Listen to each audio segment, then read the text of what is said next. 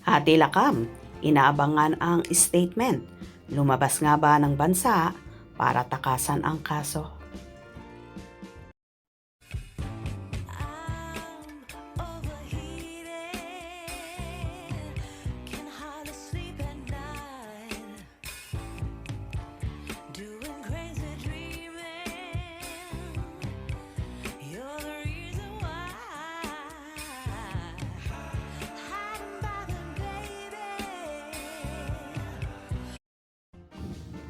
May chika kaming narinig na maglalabas ng kanyang statement ang ate ni Kim Chiu na si Lakam Bini Chiu. Si Lakam ang inireklamo ni Kim ng qualified theft. Wanted nga sa entertainment media si Lakam dahil marami naman ang gustong makapanayam siya. May isang malapit naman kay Lakam ang nagchika sa amin na ang advice raw nito ng abogado ay huwag magpa-interview. Pero baka may ilabas na statement. Yun na lang ang abangan natin. Chika ng aming kausap. Panay naman ang kulit namin sa taong malapit kay Lakam kung kailan ba ito maglalabas ng statement. Pero wala pa raw. Samantala marami naman ang umaasang magkakaayos si Kim at ang kanyang ate kahit nga nagdemanda na ang actress, TV host. Dumako tayo sa isa sa pinakamanbigat na issue na kasalukuyang pinag-uusapan at nagdudulot ng matinding katanungan.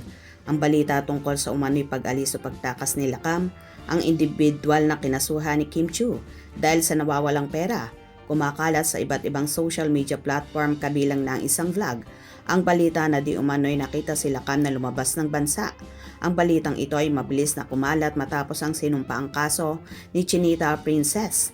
Ang tanong na bumabagabag sa lahat ay bakit siya pinayagang lumabas. Maraming netizens lalo na mga sumusuporta kay Kim Chiu ang nag-aalala ang kanilang pangamba ay kung totoo man ang balitang ito.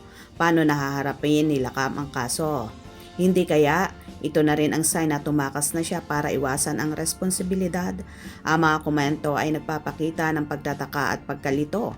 Maraming nagtatanong sa mga otoridad, bakit pinayagan ng isang taong may ongoing case sa bansa na makalabas ng Pilipinas? Para sa marami, hindi ito dapat pinayagan dahil maaari nitong mapahamak ang proseso ng hustisya. Ang katanungan ay hindi malinaw. Totoo ba talaga ang video na kumakalat? Saan siya nagpunta? May basbas ba ito ng korte? Ang sitwasyon ay nagdudulot ng matinding alarma at alalahanin sa mga taga-suporta kung wala si Lakam sa bansa. Paano magkakaroon ng hearing? Paano makakamit ni Kim Chiu ang hustisya na kanyang hinahanap? Kaya naman nananawagan ang marami sa mga otoridad o kahit kanino na may impormasyon na linawin ang isyong ito. Kailangang maibigay ang kasagutan upang hindi na mag-alala pa ang mga tagahanga. Sa huli ang lahat ay naniniwalang dapat harapin ni Lakam ang kaso. Kung totoo man ang akusasyon, kailangan niya mag-explain. Alam ng lahat na si Kim Chiu ay isang taong may malawak na puso at handang magpatawad, lalo na kung paghingi ng kapatawaran ay seryoso at taus-puso. Ngunit para mangyari ito, kailangan bumalik si Lakam at harapin ang batas. Ang Kim Pao Universe ay nagkakaisa sa panalangin na matapos na ang lahat ng pagsubok na ito, maging sa personal na buhay ni Kim Chiu at sa kanyang legal na laban, sana ay magkaroon na ng kapayapaan at tuluyan ng makapag-recharge sa mga kasintahan. Ang atin na lamang magagawa ay ipagpatuloy ang pagsuporta at pag-abang sa mga susunod na kabanata ng Kim Pao. Huwag kalimutang ibahagi ang inyong mga komento tungkol sa issue ni Lakam. Well, yun nga ang usap-usapan na umalis daw si Ate Lakam sa bansa pero hindi pa naman ito kumpirmado. Sana naman hindi para maharap niya ang kasong isinampa sa kanya ng kanyang kapatid at umaasa pa rin ang lahat na magkakaayos sila para sa pamilya.